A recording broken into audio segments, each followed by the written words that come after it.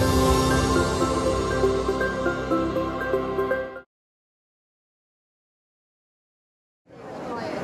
have this strange ability. I can remember the lyrics to a song I haven't heard in 3 years, but I can't remember what I had for lunch a few days ago. I can recall my Netflix password from 2018, but the name of someone I just met 10 minutes ago, gone. A day after a lesson is taught in class, I usually forget everything that we learned. But I don't think I'm alone though. I feel like all our brains are weird like that. We remember awkward moments, funny conversations, and fun events, but we tend to forget homework, deadlines, and class content. And this isn't just a me problem, it's a learning problem. Today, we have access to more technology and knowledge than ever, but somehow we're still learning less. So you might ask, why is this happening? Because we forgot the true concept of learning. It isn't about obtaining answers. It's about how we ask questions, how we reflect, and how we struggle. And the scary part is, we're forgetting how to do that. In our world, we've forgotten entire forms of ancient learning systems. And today, I want to shift our focus towards reviving these ancient learning systems. Systems that are just as smart, efficient, and effective towards learning. So what really was learning about? To find out, let's go back to a time without Wi-Fi, before smartboards, before AI. Because the truth is, we didn't always learn like this.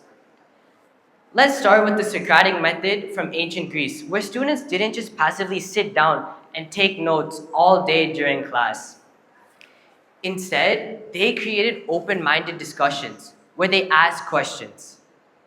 Big ones, hard ones that didn't have simple answers. And it's not just ancient Greece. India had the Gurukul system where students resided in their teachers' homes. Imagine getting a bad grade and being told to wash your teacher's dishes rather than doing a remedial or some extra credit work. In this system, students had to learn through observation, daily ritual, mentorship, and discipline. It wasn't about exams, but rather becoming a person of character. That's the Gurukul system. They don't have detention. They have chores. Now let's not forget the apprenticeship model in medieval Europe. In medieval Europe and across many cultures, students learn by working alongside masters in trades, medicine, or arts. Instead of finishing the course, the goal was mastery, which included hours of patience, intuition, dedication, and failure. These ancient systems may not be as fast, but they were human. They were built of dialogue, memory, mentorship, creativity, and trust, not algorithms or automation. These systems did not have 5G data, AI, Spotify music, or hours of online research spent on one single assignment. But somehow, these systems are producing deeper learners than what we're producing today. Even though these systems may seem slightly harsh, they were actually very human in nature, even engaging and fun. Back then, we used to learn through questioning, storytelling, and making mistakes without the fear of being graded into oblivion. But then, something happened. We got faster, more efficient, and in trying to make learning easier, we made it emptier. Nowadays, rather than truly learning concepts, we're just completing tasks. Modern learning is like watching a movie trailer and then claiming you've seen the entire movie. But the consequences of this shift aren't just academic, they're neurological. Because when we trade deep thinking for instant answers from AI, it starts to change how our brains work. When you outsource the learning process long enough, you eventually forget how to do it yourself. Every time we get an answer from AI, we receive a dopamine hit. Dopamine is the hormone that's supposed to motivate us to explore, to solve problems, and feel rewarded after effort. but we're getting the reward without doing the work. And that's rewiring our brains. And that's making us avoid struggling. We're starting to replace the satisfaction of solving a problem by skipping it, and our brains are confusing the two. We can denominate this as the AI cycle. We're at a strange point in history where we believe in something that says powered by AI in bright blue bold text over ancient knowledge. We like to discredit ancient knowledge because we think it's full of myths, outdated, or obsolete. Instead, we would believe in some random dude on YouTube explaining the study hack that changed my life, acting like he's Albert Einstein or someone. But if your grandma gives you advice from her life experience, you'd reply, okay, boomer. However, these ancient systems calculated entire planetary orbits, distance from the sun to the moon, and tracked time, all without the use of technology. Fast forwarding to today's modern education, for most teenagers, school feels like being in a hostage situation, but with more homework, less snacks, and somehow more emotional damage than that one sad Disney movie. Among university students surveyed in the US, 44% reported symptoms of depression, 30% had anxiety, and 15% seriously committed suicide within the last year. Our current education has become like this one saying: if you judge a fish by its ability to climb a tree, it'll live its whole life thinking it's stupid. Now imagine a place where everyone is a different animal. The bird is acing everything at the top, the monkey's chilling on top of the tree, but the fish, he's here at the bottom, flopping around, wondering why no one taught him how to swim instead of climb a tree.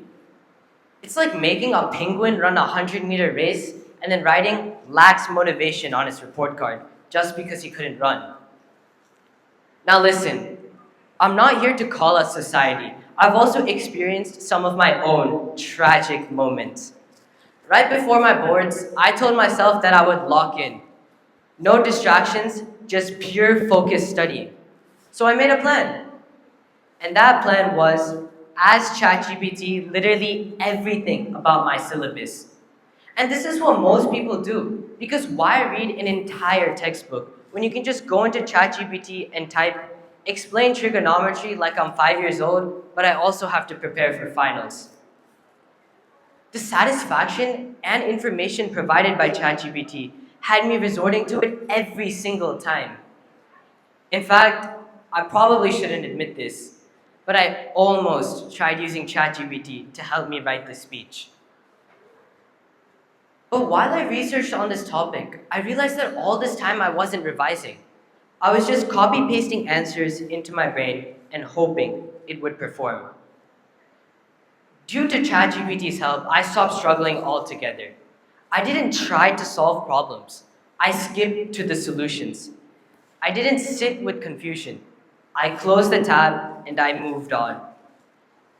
I wasn't building the habit of thinking anymore. And that's when I made a decision to stop relying on it. These systems weren't just ancient museum pieces, but are things that can actually be brought back today.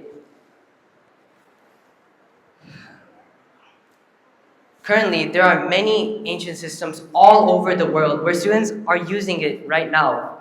Instead of starting the class with the Google Slides presentation, what if it started with a heated debate? Did the British really civilize India, or just steal our stuff and leave us with traffic and tea addiction?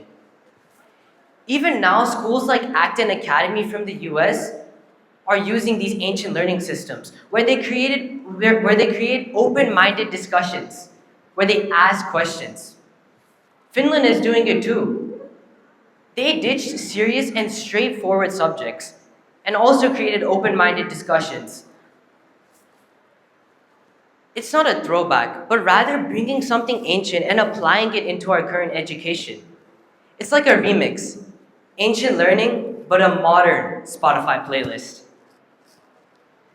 Benjamin Franklin once said, "Tell me and I forget. Teach me and I may remember. but involve me and I learn. Ancient wisdom was clear, to involve people in activities. So why are we still testing people on things they never got to touch, break, or build? And that's the problem. We've turned education into something we watch, memorize, and submit. We say we want more information, but break it down in formation means something that is still being shaped inside us. Yet we expect to be informed the moment we receive knowledge from a website. No time to reflect, just receive and move on. We say we're students, but the word students comes from studier, to be devoted, focused, and eager to pursue. Today, we chase shortcuts, panic at open-ended questions, and are bored in class. Where's the devotion in that? Even the word lesson comes from leger, to read, but to also to gather, to choose, and to understand. But right now, how much are we really choosing to understand versus just trying to finish? The word graduate usually marks the end of a story, but it originated from the word gratis, which means a step forward. The truth is, these words still remember who we are, but we forgot the whole point. We've dressed learning in the right language, but we stripped away its meaning. We've built a system that collects facts, but forgets how to pause, and forgets how to feel wonder. A system that can solve equations, but struggles to sit with the single why. A system that struggles to teach us how to pause and take a break. A system that can solve equations, but it isn't teaching us what we really need to know. Steve Jobs dropped out of college not because he didn't value learning, but because the system couldn't keep up with how much he wanted to explore. Malala fought for her right to go to school, not for the grades, but for the chance to think and the chance to grow. But listen, here's the good news. Just like understanding the actual meaning of these words, we can acknowledge and apply the ancient learning systems. And no, this isn't about going back in time, but rather bringing back the depth, the mindset, the techniques that they used. The future won't belong to the people with the cleanest test scores, fastest typers, or the ability to memorize and prompt well. It will belong to those who truly understand learning and take advantage of it, who sees value in the process and not just the product. So in a world full of instant answers, be the question that takes time. Thank you.